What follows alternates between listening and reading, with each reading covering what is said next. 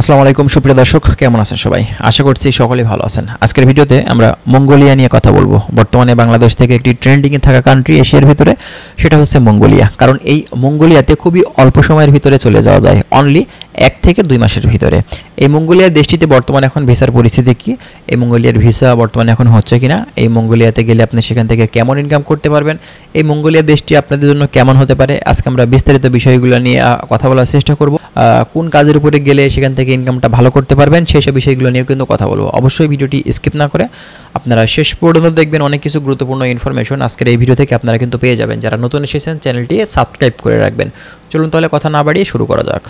আচ্ছা, first of all আপনাদেরকে বলি, মঙ্গোলিয়া দেশটা কিন্তু চায়নার পাশের দেশ। আপনারা যদি ম্যাপ দেখেন ঘাটাঘাটি করে, তাহলে কিন্তু এর ভৌগোলিক অবস্থানটা আপনারা বুঝতে পারবেন। এই দেশটা মূলত বর্তমান সময়ে কিন্তু এখন প্রচুর পরিমাণে শীত শুরু হয়ে গেছে। এই দেশটার প্রাকৃতিক সৌন্দর্য, এই দেশটার ওয়েদার সম্পূর্ণটাই ইউরোপের মতন।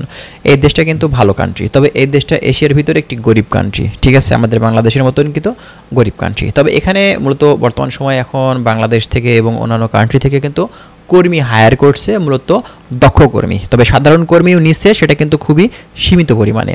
তো দেখেন, এই যে দেশটি, এখানকার যে ভিসা প্রসেসিংয়ের সময় সেটা খুবই অল্প, ঠিক আছে, অনলি 10 থেকে 20 দিনের ভিতরেই আপনি কিন্তু এই মঙ্গোলিয়ার ভিসা বর্তমান সময়ে কিন্তু আপনি করিয়ে নিতে পারবেন, এবং বাদবাকি প্রসেসিংগুলো কমপ্লিট করে দেখা যাচ্ছে 1 থেকে 1.5 মাসের ভিতরে আপনি কিন্তু ফ্লাই করতে পারবেন, কোনো সমস্যা নেই।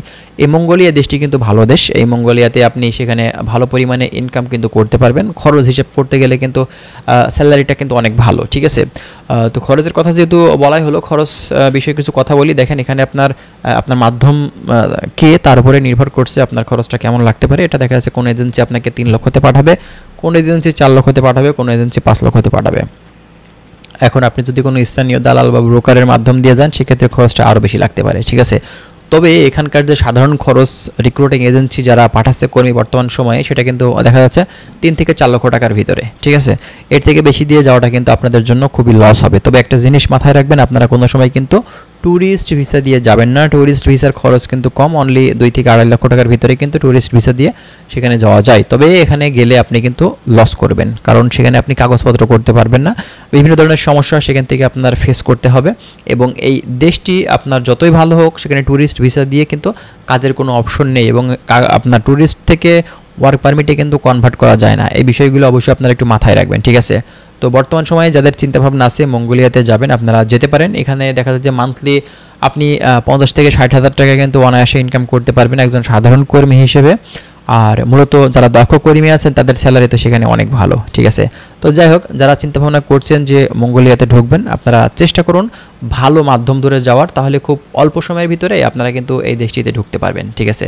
তো যাই হোক বন্ধুরা, আশা করছি বিষয়গুলো আপনারা বুঝতে পারছেন। যদি আরও বিস্তারিত জানতে চান, অবশ্যই আপনারা কমেন্ট করবেন, আমরা সেসব বিষয়গুলো নিয়ে কিন্তু কথা বলার চেষ্টা করব। ভালো থাকবেন সবাই। আজকের ভিডিওটি আমরা এখানে শেষ করছি। আল্লাহ হাফেজ।